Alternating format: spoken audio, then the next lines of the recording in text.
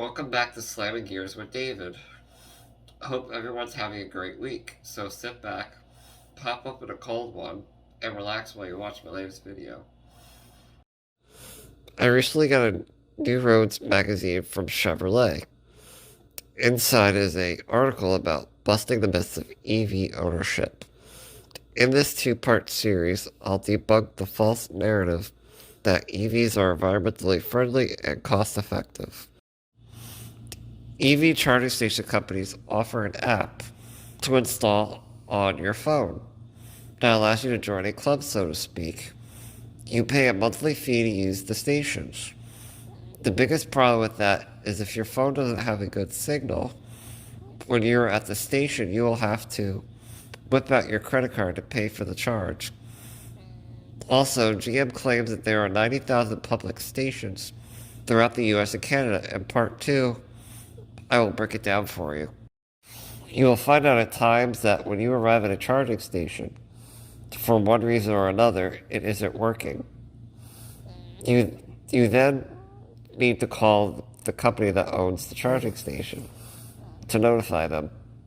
Sometimes they can send out an immediate fix, and other times they will need to send out a tech to fix it.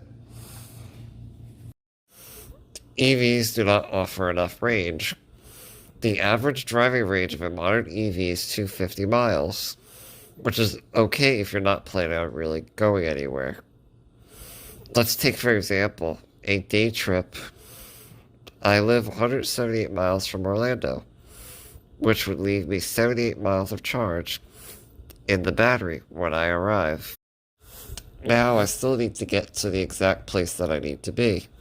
To see as it's only a day trip, I need to find a charging station close to my destination and let it charge back up long enough to get back home. Now imagine if I was heading to New Jersey to visit family. I would need to stop and charge up 4 to 5 times before I arrived, thus making the drive twice as long as it would with a gas engine vehicle. Myth: EVs don't work well in the cold. Article talks about preheating the cabin while you're still plugged in, charging your car, so that it will be toasty for you when you get in to leave.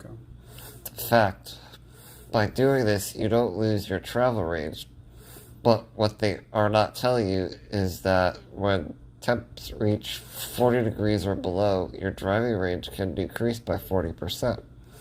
One way is to help is if you charge at home, is to keep your battery warm. Starting an EV up after a long frigid night uses more power than usual to warm itself up, which means less driving range. Your battery should always have at least 20% charged in the winter.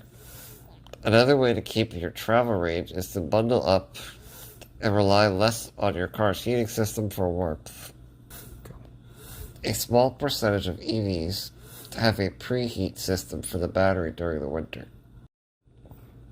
GM claims that electric vehicles are designed for all walks of life, which is inaccurate.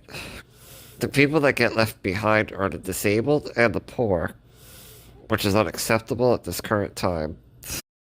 Current design of EVs will now make it extremely difficult or impossible for upfitters to make handicap-accessible vehicles for people in wheelchairs, which at this point, it would mean that they would then have to purchase a full-size van. Thanks for watching.